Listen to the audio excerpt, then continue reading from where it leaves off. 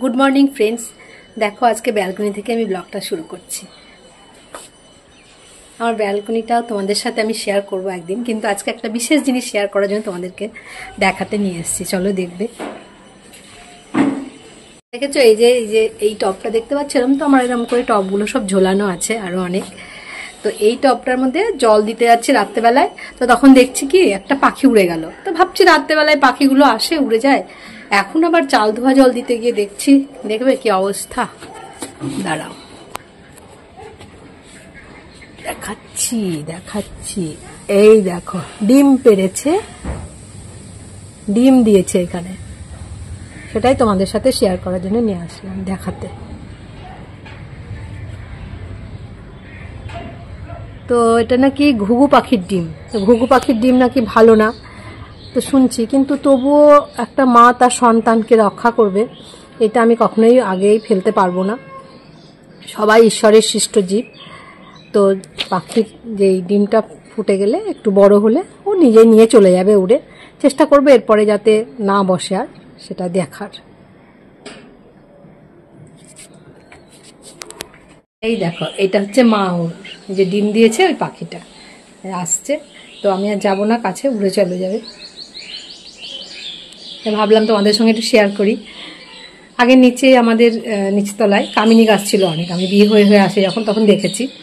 তো সেই কামিনী গাছের একদম ইয়ের মধ্যে কামিনী গাছ ছিল, কামিনী গাছের মধ্যে খুব ঝাঁকড়া তো কামিনী গাছটা হয়, তো সেই কামিনী গাছের মধ্যে বাসা বানিয়ে দোয়েল পাখিতে ডিম দিত।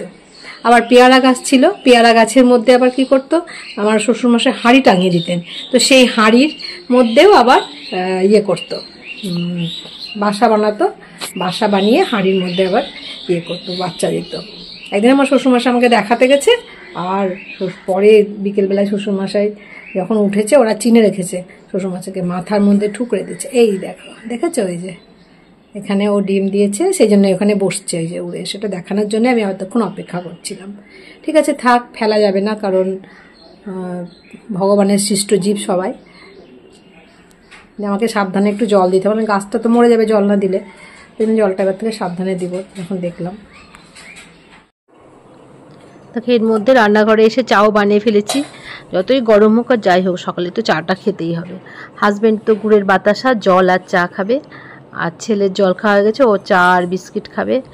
আর আমি তো জল আগেই খেয়ে নিয়েছি থাইরয়েডের ওষুধ দিয়ে, ওটা তো কিছুক্ষণ আগে খেতে হয়, ওই জন্য ওটা আমার খাওয়া হয়ে গেছে। আমি আর চা আর বিস্কিট খাবো। তো সবাইকে ঘরে ঘরে তাদের চা জল পৌঁছে দিই, আর আমি ডাইনিংয়ে বসে খাই। এই সময়টায় আমার এই গরমে না কিছু ভালো লাগছে না খেতে। তো ছেলে এই রবিবার দিন চিকেন খাওয়া হয়নি, যেহেতু মহাবীর জয়ন্তী ছিল বলে সমস্ত চিকেনের দোকান বা এমনি মাংসর দোকানগুলোই বন্ধ ছিল। তো সেই কারণে কালকে থেকেই বলছে, তো আমি গরমের জন্য আনছি না। আজকে আমার পায়ে লেগে গেছে দেখে আমি আর যেতে পারিনি বাজার, ও নিয়ে এসে এবারে ওইটা দিয়ে এখন আমি হালকা ফুলকা করে একটা রেসিপি বানাবো, খুব টেস্টি হয়, খেতে ভালো এবং ও খুব উপকারী। তো চলো তোমাদের সঙ্গে সেটা শেয়ার করবো। তো পুদিনা পাতা দিয়ে ধনে পাতা পুদিনা পাতা মেন, আর খুব কম মশলা, তেলটাও খুব কম লাগে। তো চলো দেখো আমি কিভাবে রেসিপিটা বানাই।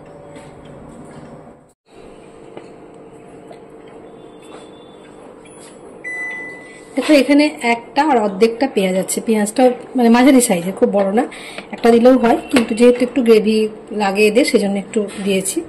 তো এটাকে আমি গ্রেট করে নিচ্ছি।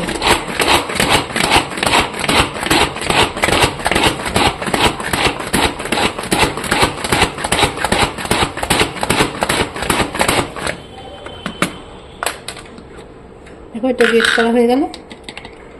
আর যেটা আছে সেটা হচ্ছে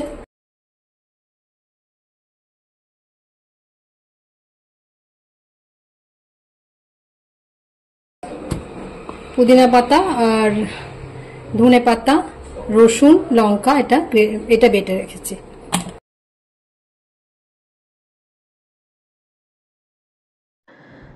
চিকেনটা ভালো করে ধুয়ে একদম জলকে সুন্দর করে জল ঝরিয়ে রেখেছি। তাকে এবারে সমস্ত রকম মশলা দিয়ে আমি চিকেনটা ম্যারিনেট করে নেব। লবণ দিলাম, কাশ্মীরি লঙ্কার গুঁড়ো দিলাম, অল্প সামান্য হলুদ দিলাম, হলুদটা খুব সামান্য দিতে হয়, না দিলেও হয়, জিরের গুঁড়ো, ধনের গুঁড়ো আর ওই যে বেটে রেখেছিলাম, এটা ধনের গুঁড়ো দিলাম, আর ওই যে বেটে রেখেছিলাম ধনে পাতা, পুদিনা পাতা, কাঁচা লঙ্কা, রসুন, আদা একসাথে যে বেটে যেটা রেখেছিলাম সেটা এবারে দিয়ে দেব। এই যে যেটা আমি মিক্সিতে মশলাটা করে রেখেছিলাম, দেখে অনেকটা মনে হচ্ছে, কিন্তু এটা তো পাতা, তো জলগুলো সব মানে টেনে নেবে, তখন একদম গায়ে গায়ে হয়ে যাবে। দিয়ে এটাকে ভালো করে মেখে মোটামুটি আধ ঘন্টা, কমপক্ষে আর কি আধ ঘন্টা ম্যারিনেট করে রাখলে ভালো হয়। তো এটাকে আমি আধ ঘন্টা ম্যারিনেট করে রাখবো। একটু বেশিক্ষণ টাইমে ম্যারিনেট করে রাখলে চিকেনটা আরও বেশি সফট হয় আর টেস্টটাও ভালো হয়। তো কমপক্ষে আধ ঘন্টা করে রাখলে মানে রাখাটা একদম উচিতই আর কি, না হলে মশলার যে স্মেলগুলো ভেতরে যাবে না।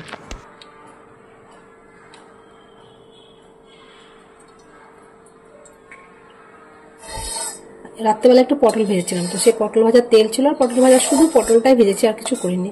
তো কড়াইটা নামিয়ে দেবো, সেই জন্য ওই কড়াইটার মধ্যে করে নিচ্ছি।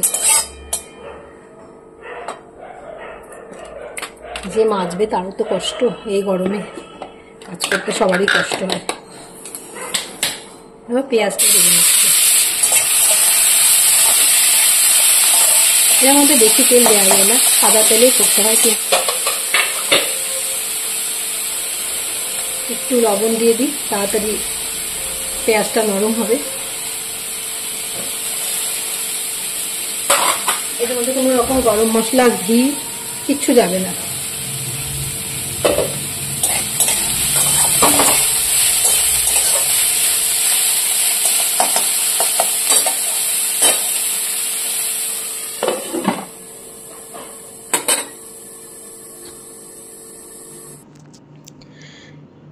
ঢাকা দিয়ে বারবার করে নেড়ে নেড়ে একটু জলের ছিটা দিয়ে পেঁয়াজগুলো দেখো লাল করে ভেজে নিয়েছি।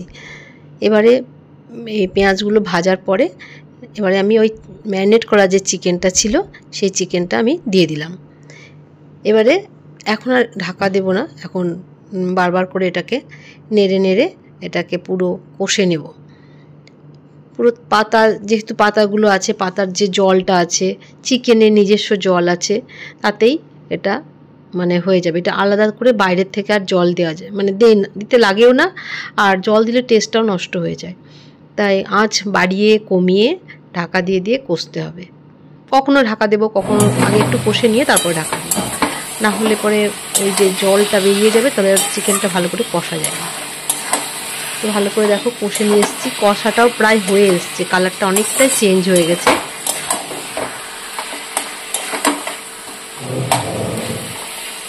এই চিকেনে আমাদের ছোট ছোট পিস আনতে হয়, এরকম বড় লেগ পিস না রাখাই ভালো। কিন্তু ছেলে আজকে নিয়ে এসছে, তো ও বোঝেনি, ও ভেবেছে আমি বড়, ও নিজে একটা বড় লেগ পিস খাবে জেনে ভেবে আর কিরকম বড় একটা নিয়ে এসছে। তো দিয়ে দিলাম, একটু বেশিক্ষণ ধরে রান্না টাইম দিতে হবে, তাহলে হয়ে যাবে। কিন্তু ছোট ছোট টুকরো করে মাংস, চিকেন বা চিকেনটা কাটলে ভালো হয় রেসিপিটা। সিম করে দিলাম, এই জল দেবো না বাইরের থেকে। দেখেছো তো কত জল বেরিয়েছে, জল কিন্তু দেইনি, তোমরা তো দেখলেই, অথচ অনেক জল বেরিয়েছে। এই জলটাকেই আবার নাড়াচাড়া করে করে আঁচ বাড়িয়ে কমিয়ে এটাকে আস্তে আস্তে শুকাতে হবে। আমার হাজবেন্ড, আমার ছেলে এই চিকেনের এই রেসিপিটা ভীষণ পছন্দ করে। তো বিশেষ করে গরমকালে এই রেসিপিটা আমাদের প্রায় হয়, টেস্টিও হয় খেতে, আর খেয়ে কোনো অপকারও হয় না। গরমকালে তো রিচও নয়। আসলে খাওয়াটা সবার নিজের রুচির উপর, কথাতেই তো আছে না, আপরুচি খানা। তো দেখো একটুখানি এবারে টমেটো বাটা দিয়ে দিলাম এর মধ্যে, আর একটু টেস্টটা ভালো হবে। টমেটোটাকে ব্যালেন্স করার জন্য একটু সামান্য মিষ্টিও দেবো। তো এবারে আবার ওটাকে কষিয়ে নেবো, টমেটোটা যতক্ষণ না কাঁচা গন্ধটা না যায়। আবার ভালো করে নাড়িয়ে চাড়িয়ে আঁচ কমিয়ে বাড়িয়ে আবার কিছুক্ষণ কষিয়ে নিতে হবে। যেহেতু এত রকম পাতা দিয়েছি আর টমেটো দিয়েছি, সেজন্য টেস্টকে ব্যালেন্স করার জন্য সামান্য একটুখানি আমি চিনি দেব। যদি কারোর সমস্যা থাকে না দিলেও হবে, তবে এটাতে একটু দেয় সাধারণত এই রেসিপিটাতে। এতে এক ছোটো চামচ, একদম 4 চামচ।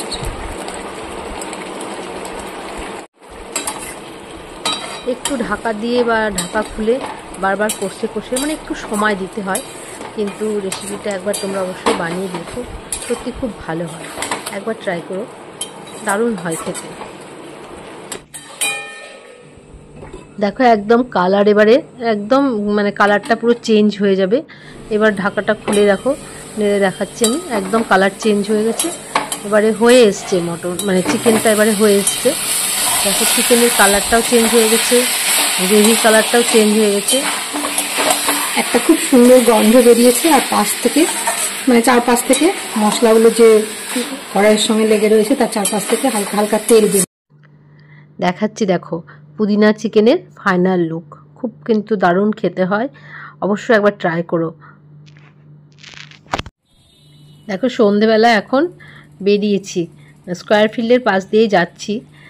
কোথায় যাচ্ছি কি করছি পরের ব্লগে তোমাদের সঙ্গে সব শেয়ার করব। তো চলো আজকে এবারে আমি আমার ব্লগটা শেষ করব। তো তোমরা আমার সঙ্গে থেকো, লাইক শেয়ার কমেন্ট সাবস্ক্রাইব করে আমার পাশে থেকো। টাটা বন্ধুরা, আবার একটা ইন্টারেস্টিং ব্লগে তোমাদের সঙ্গে দেখা হচ্ছে।